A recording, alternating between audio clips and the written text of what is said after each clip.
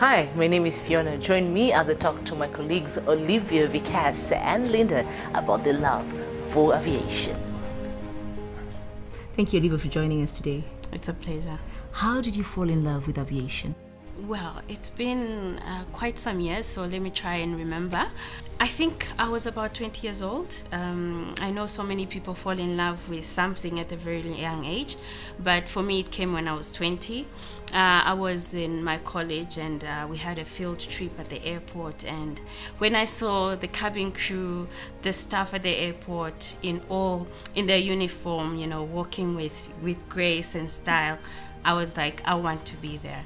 And yeah. So how did you choose to be a cabin crew? Why did you join this profession? That's all I ever wanted, because I wanted to be a part of the team. I wanted to fly mostly, and you know, I used to watch flight attendants from their flights, and they used to look so amazing, so elegant, and I wanted to be a part of that. Young people tend to fear to take risks. Yes. What would you say about that?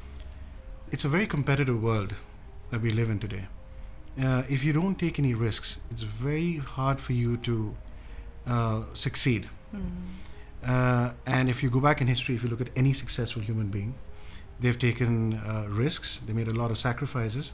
But that being said, you need to take calculated risks, and also it's very important to believe in yourself. Who is Olivia? Wow, Fiona, I could write a whole book about Olivia. I have a very rich background. I grew up in South Africa.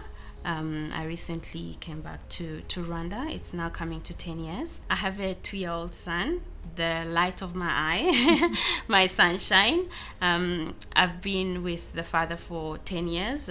We've been together for that long. He's been my supporter, and he's very proud of what I do. He supports me 100%, and yeah, that is me. Who inspires you in your daily, day-to-day life? My day-to-day life, my father is my inspiration. He's been through it all with me, and he's been my rock from day one. And also I'd like to add that my mother is my best friend, and my fiance is the captain of my ship. Oh, wow. Linda, take us through your love for aviation. My love for aviation goes way back when I was still young. Well, I grew up in Kanombe, right near the airport. So airplanes used to fly over us every 2-3 hours. You know, as a kid, I was curious. I used to ask so many questions to my parents, and they had no answers to those questions. And I used to wish I could just be in there to actually know the answers, to know how everything works, to know how the airplane flies, and how, you know, the whole process. So when I started working as a cabin crew, when I was hired, and I got to know a bit more about the aviation industry, I think that's where I actually fell in love with it. With your experience, what do you think makes Rwanda different from other competitors?